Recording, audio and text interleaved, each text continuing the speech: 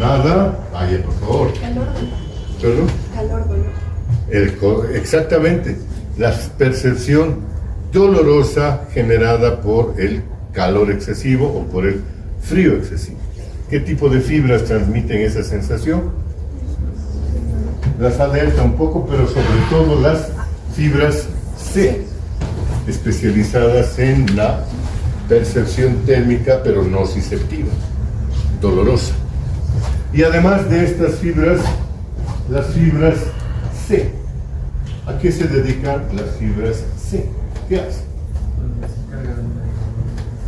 El dolor lento y las fibras C mielinizadas que se encargan del dolor. ¿Qué tipo de dolor? El dolor rápido. Fíjense que tienen varias funciones entonces, estas fibras delgadas.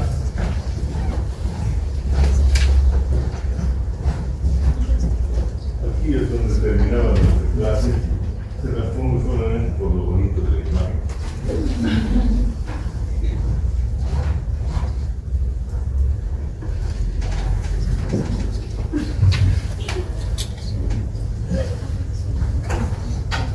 Y ahora a lo que vinimos.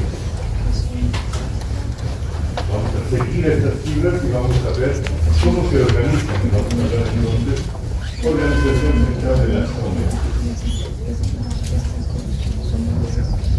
Dentro del sistema nervioso central, para decir, en la parte del encéfalo, el encéfalo es el nombre de las estructuras contenidas dentro de la cavidad craneal y dentro de la cavidad vertebral, del canal vertebral. Entonces estamos incluyendo todo, las porciones encefálicas, corteza, núcleos de la base, tronco cerebral y también médula espinal. En su llegada al encéfalo, estas fibras van a constituir parte de dos grandes sistemas sensoriales. Uno conocido con el nombre de sistema del cordón posterior o lemnisco medial. Sistema, pueden usar el uno o el otro término, son intercambiables, son sinónimos. Entonces el sistema del lemnisco medial o cordón posterior y el otro sistema, el sistema anterolateral, también conocido con el nombre de espino talámico. Veamos uno por uno estos dos sistemas. Necesito que presten toda su atención porque son detalles que a veces pasan muy rápido. Aquí tenemos sintetizada la configuración del sistema del cordón posterior.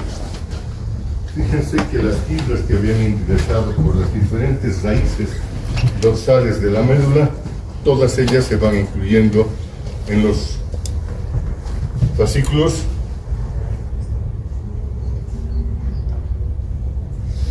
vamos, te voy a poner, te cambio la pila. Acabamos de decirlos. Fascículo de la de al lado, que está durmiendo aparentemente. Vamos. Las fibras gruesas que ingresan a la médula se incluyen en los fascículos. Vamos, caramba, fascículos de Gold y de Burdach o fascículos gracilis cuneados. Cambian de dirección y empiezan a ascender ipsilateralmente a lo largo de toda la médula. Pueden ingresar en el segmento lumbar o hasta incluso en algún segmento sacro y van a ascender todos los segmentos y llegan a la médula cervical y hasta ese entonces no han hecho nada más que seguir ascendiendo. Cuando atraviesan la médula espinal, llegan al bulbo raquídeo, allí es donde terminan estas fibras. Terminan en un par de núcleos conocidos como los núcleos de Gold y núcleo de Burdach, o núcleo gracilis y núcleo cuneatus, repítanlos hasta que se les hagan familiar los términos. Y allí establecen una primera estación sináptica. Ahí es donde terminan estas fibras Ustedes se dan cuenta del largo que tienen estas fibras. Lo hemos destacado en una de las primeras clases que teníamos, calculando cuánto más o menos puede medir una de estas fibras gruesas que nace, por ejemplo, en el dedo gordo del pie. ¿Cuán larga va a ser esta fibra? Va a llegar hasta el bulbo raquídeo, o sea, prácticamente toda la altura de un dedo. Ahí establecen su estación sináptica, la primera estación sináptica, y activan a neuronas. Son neuronas de segundo orden, las que están naciendo de los núcleos de, repito, Golgi y de Purles, correcto. Estas fibras se comportan de una manera muy particular. Lo primero que hacen es cambiar de lado. Se entrecruzan, y las que estaban subiendo por el lado derecho se hacen izquierdas y continúan ascendiendo a lo largo del tronco cerebral, pero ya por el otro lado. Se han hecho fibras contralaterales, ya no son ipsilaterales a su origen, sino son contralaterales. A ver, veamos, atraviesan el bulbo. ¿Qué hay encima del bulbo? ¿Qué estructura? La protuberancia, y atraviesan la otra estructura, el mesencéfalo. Muy bien, sin sufrir ningún cambio. Aquí está dibujado bulbo, protuberancia y mesencéfalo. Atraviesan el mesencéfalo, entonces, sin sufrir ningún cambio, y se introducen dentro de la parte profunda de los hemisferios cerebrales, conocida con el nombre de diencéfalo. Atraviesan el diencéfalo. Y en el diencéfalo van a encontrar una estructura nuclear muy importante, de la forma más o menos de un huevo de gallina, no del tamaño de un huevo de gallina, más pequeño, digamos de un huevo de paloma. Esa estructura se conoce con el nombre de tálamo, o tálamo, era lo mismo. Allá van a terminar estas fibras de segundo orden, estableciendo sinapsis con neuronas localizadas en algunos de los núcleos del tálamo.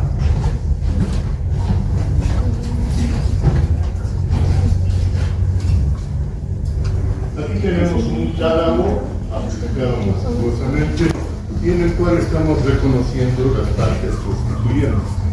Tálamo es una agrupación de cuerpos neuronales, es un núcleo de sustancia gris que está dividido por una lámina de sustancia blanca que se bifurca hacia la porción anterior del tálamo.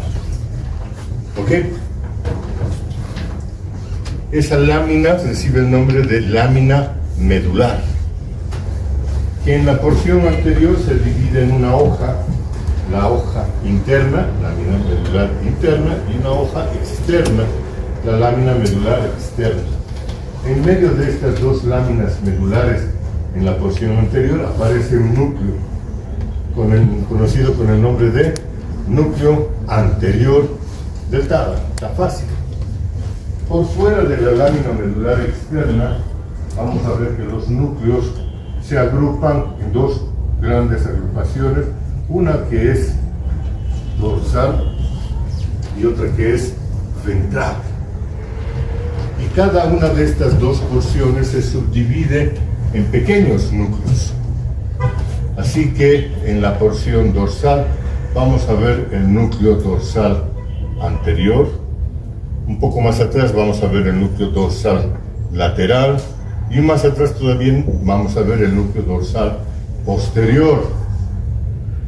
Lo propio ocurre con el grupo nuclear ventral. El que está hacia adelante recibe el nombre de núcleo ventral anterior, el que está detrás de este es el ventral lateral, y el que está detrás es el núcleo ventral posterior. La cosa no termina ahí. Por detrás de ellos hay una gran estructura que se la reconoce con el nombre de el pulvinar.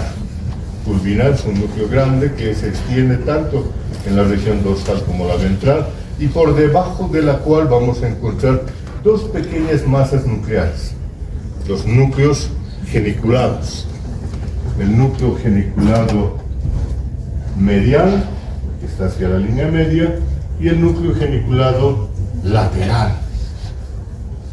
Esto es del grupo de los núcleos que están por fuera de la lámina medular externa. ¿Qué pasa con los núcleos que están por dentro? Tienen también sus denominaciones. Ahí las tenemos, por ejemplo, la del núcleo medio dorsal.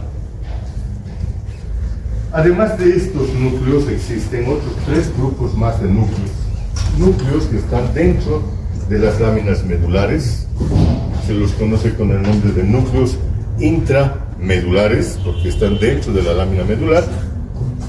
Una parte de núcleos que están envolviendo por fuera hasta los núcleos de la parte lateral, que están formando una especie de red.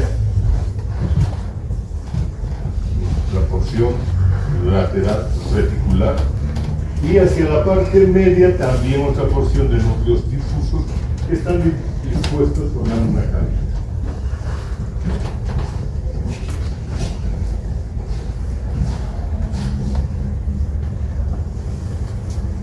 Podemos aprovechar esto.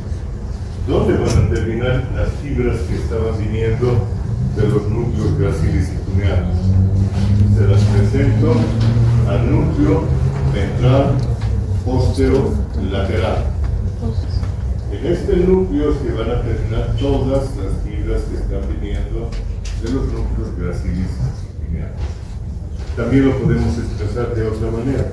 Aquí terminan las fibras de segundo orden de la sensibilidad táctil y propioceptiva, porque esas son las modalidades transmitidas por las fibras A beta y A alfa respectivamente. Pero la cosa no termina ahí. Aquí hay una segunda estación sináptica y de la cual salen fibras que van a ir más arriba todavía. Van a distribuirse en la corteza cerebral, en una porción conocida con el nombre de corteza somestésica. A veces se la llama corteza somestésica primaria, área S1, y tienen varias otras denominaciones. Anatómicamente, esa corteza somestésica primaria también se identifica como una porción exclusiva de la corteza cerebral.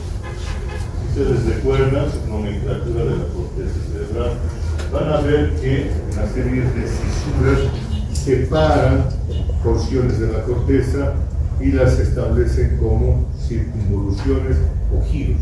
¿Sí? Encontramos una serie de circunvoluciones en la parte del lóbulo frontal por delante de la cisura medial. ¿Sí? Y por detrás de la cisura medial encontramos 3 grandes circunvoluciones. Una, la circunvolución parietal ascendente, que va en paralelo con la cisura medial.